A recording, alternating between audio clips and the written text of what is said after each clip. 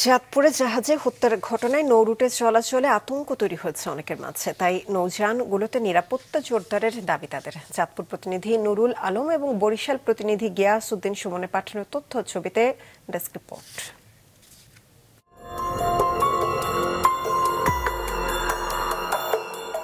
নৌপথে প্রায় ঘটে ডাকাতি ও ছিনতাইয়ের ঘটনা। এমনকি বিভিন্ন সময়ে চাঁদপুর ও বরিশালের বিভিন্ন লঞ্চের কেবিন থেকে উদ্ধার করা হয় বেশ কয়েকজনের মরদেহ। তবে চাঁদপুরে একটি জাহাজে একই সাথে 7 জন হত্যার ঘটনা এবারই প্রথম। এ ঘটনায় নৌরুটে চলাচলে নিরাপত্তা নিয়ে প্রশ্ন তুলেছেন অনেকে। এই নৌপথে চলাচলের জন্য নিরাপত্তার জন্য প্রশাসনের সুদৃষ্টি কামনা করছি এবং কোস্টগার্ডকে প্রতিনিয়ত নদীতে টহল দেওয়ার জন্য অনুরোধ জানাচ্ছি। আমরা তো আসলে এই ব্যবসা বাণিজ্য এবং আমাদের এই জনপদ এবং এই নদীপথ নিয়ে আমরা তো শঙ্কিত অনেক।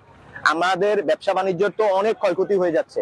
আমরা ঢালাওভাবে প্রশাসনের দৃষ্টি আকর্ষণ করছি এবং আমাদের জানমালের নিরাপত্তা চাচ্ছি। যেভাবে দিনে দিনে লঞ্চ দুর্ঘটনা বৃদ্ধি পাচ্ছে, তাতে আমরা খুবই আতঙ্কিত এবং চিন্তিত, যাতে এই ধরনের ভবিষ্যতে যেন দুর্ঘটনা না হয় সে ব্যাপারে সংশ্লিষ্ট কর্তৃপক্ষের দৃষ্টি আকর্ষণ করছে। মানুষের টাকা পয়সা লেনদেন করতে হয়, মানুষ মোকামে যায়, ঢাকা যায়, চাঁদপুর আসে, শরীয়তপুর থেকে চাঁদপুর আসে।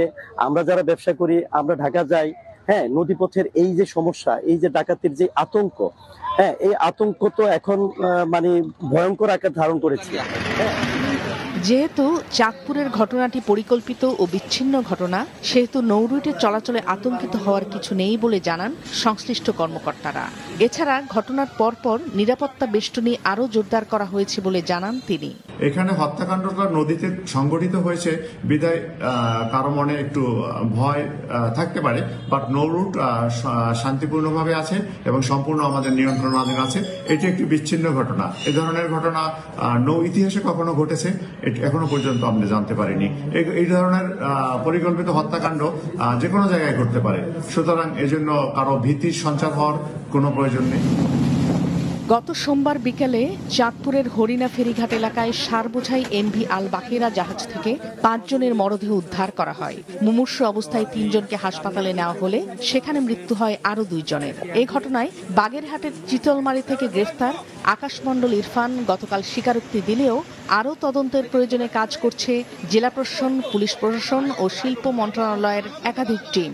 এছাড়া অতিরিক্ত জেলা ম্যাজিস্ট্রেটের নেতৃত্বে 4 সদস্যের একটি বিশেষ তদন্ত টিমও কাজ করছে, যাদের 10 দিনের মধ্যে প্রতিবেদন দেওয়ার কথা। নাদিয়া আফরিন, মাছরাঙা নিউজ ডেস্ক।